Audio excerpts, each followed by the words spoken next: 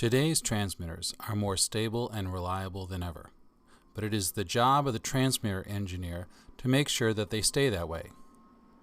In order to accomplish this, regular monitoring and testing of the system must be carried out.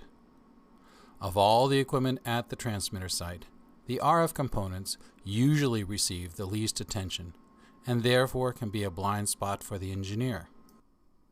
Monitoring and checking the transmitter's output power, bandwidth, out-of-channel emissions, filter tuning, line matching, bullet condition, as well as the entire RF output chain from transmitter to antenna input is a big task, but with the right tools, it can be done. It does require specific equipment and training, which many stations and engineers may not have. But even if you hire an RF consultant, it's helpful to understand the hows and whys of all this testing. This tutorial will address this by demonstrating the tools and equipment used to monitor and test the RF output levels of a modern transmitter. Measuring power levels is one of the most fundamental tasks for any transmitter engineer. Whether it's the output of an exciter or the transmitter itself, doing it correctly is always important.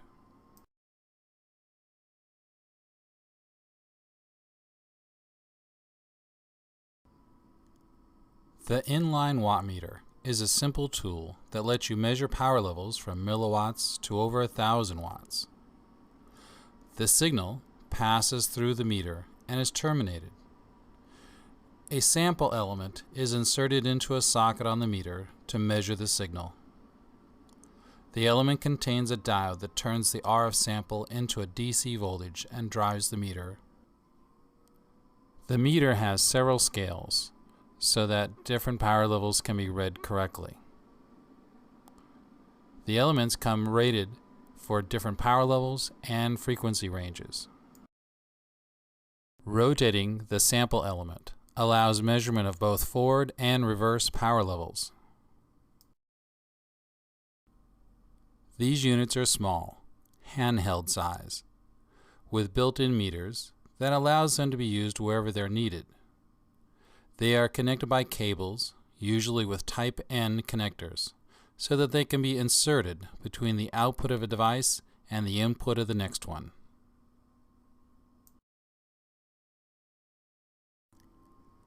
One place these meters are very useful is when measuring the IPAs, or intermediate power amplifiers. These amplifiers are usually arranged in a parallel configuration, and if one fails, power is reduced. Using these inline watt meters can help you quickly find the fault with an IPA. Other inline watt meters come as transmission line sections with a socket to insert the element for measuring power. They are connected to the meter through a coaxial cable to allow readings in a more convenient location. Some sections come with two sockets for measuring both forward and reverse power at the same time. These sections come in a variety of line sizes.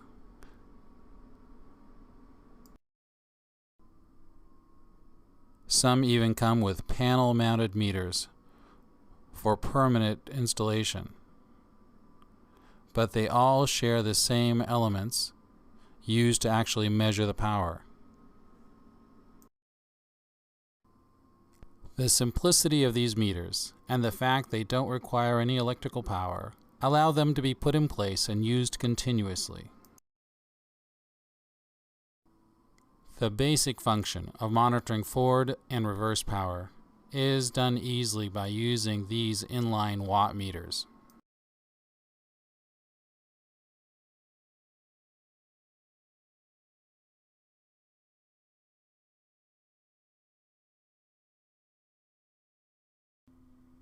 When higher power levels need to be measured, such as a full power transmitter, calorimetric power measurements can be used. The RF signal is connected to a load, and the heat given off is measured and converted to watts. This is how the National Institute of Standards and Technology establishes its own RF measurement standards. For broadcast stations, the station's dummy load is connected to the transmitter's output.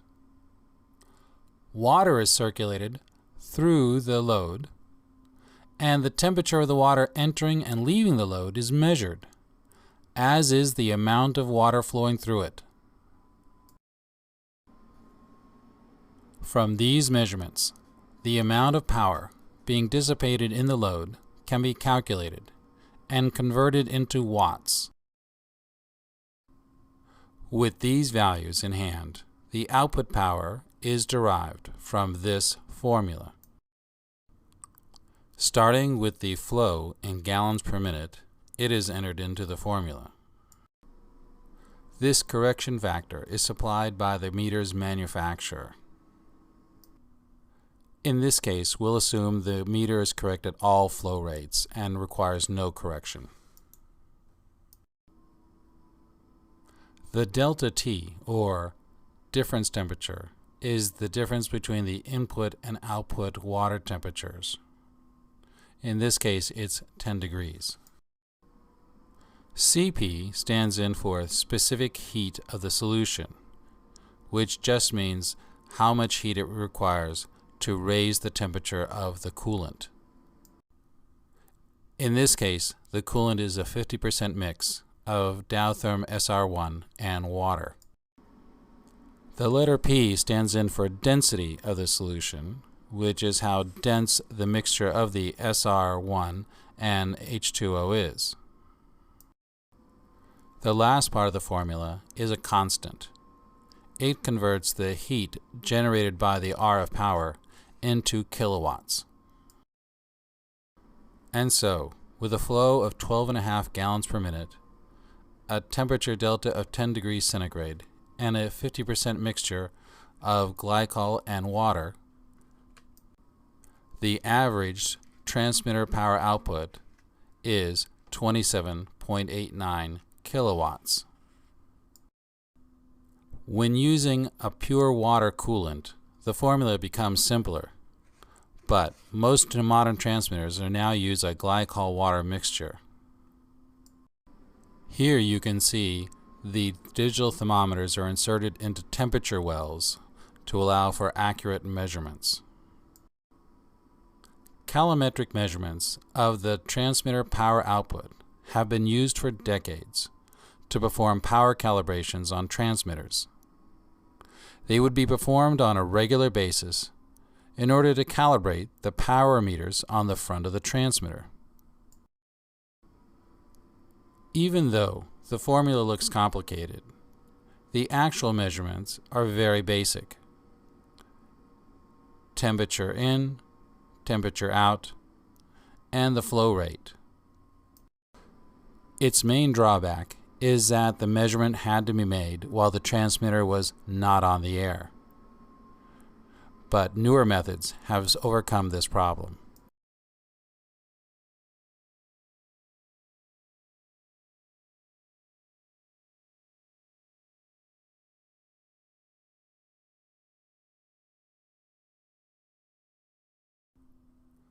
Today, the most common way to measure RF power levels is with a digital RF power meter and a calibrated directional coupler. The digital power meter is attached to a power sensor that detects the RF using either a heat sensor or diode. The heat sensor is used for measuring high average power levels. Thermocouples are used and can measure RF power levels up to plus 44 dBm. Diode power sensors can measure power levels more quickly and therefore provide a faster response to changing levels. They can also measure levels from minus 70 to plus 20 dBm.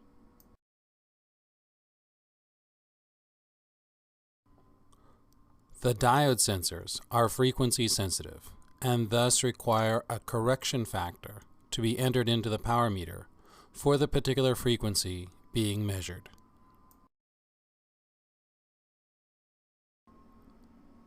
The digital power meter is a very sophisticated instrument that can perform many different calculations for the engineer. They can provide average and peak readings, as well as the ratio of the two. They can display the power in watts or dB, and can display the relative level between two measurements. Digital RF power meters do not work alone. They must work in conjunction with a directional coupler. A directional coupler samples a small portion of the RF signal to be measured in only one direction. Directional couplers come in two varieties: fixed cabled units for power levels up to about 1 kilowatt, and adjustable units that are attached to transmission lines.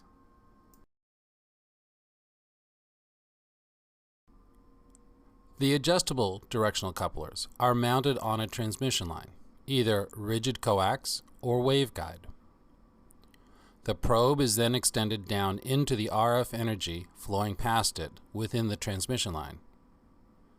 By precisely aligning the probe's depth and rotational position, an accurate and meaningful sample of the RF can be made.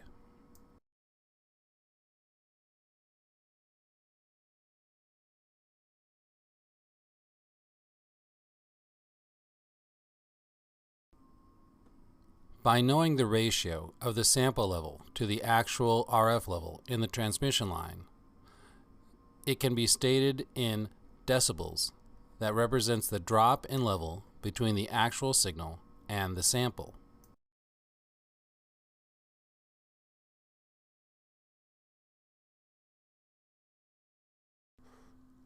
So, when the directional coupler is stated to be minus 53 dB, it is providing a sample that is 53 dB below the actual signal level. Stated another way, when 20,000 watts of RF is flowing inside the transmission line, then the directional coupler provides a sample of 100 milliwatts to the meter.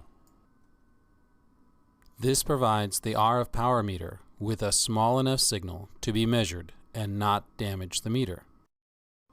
By knowing this ratio and entering it into the digital power meter, the actual power level can be displayed in either watts or dB.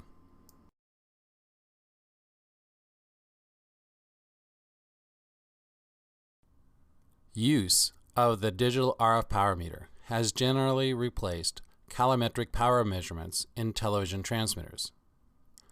Using digital RF power meters is quicker, easier, and can be done with the transmitter on the air on a continuous basis.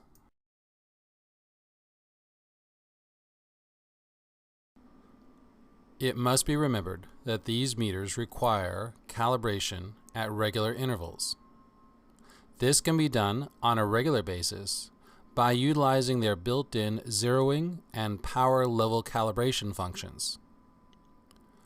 But they must be factory calibrated every 1 to 2 years to maintain their accuracy.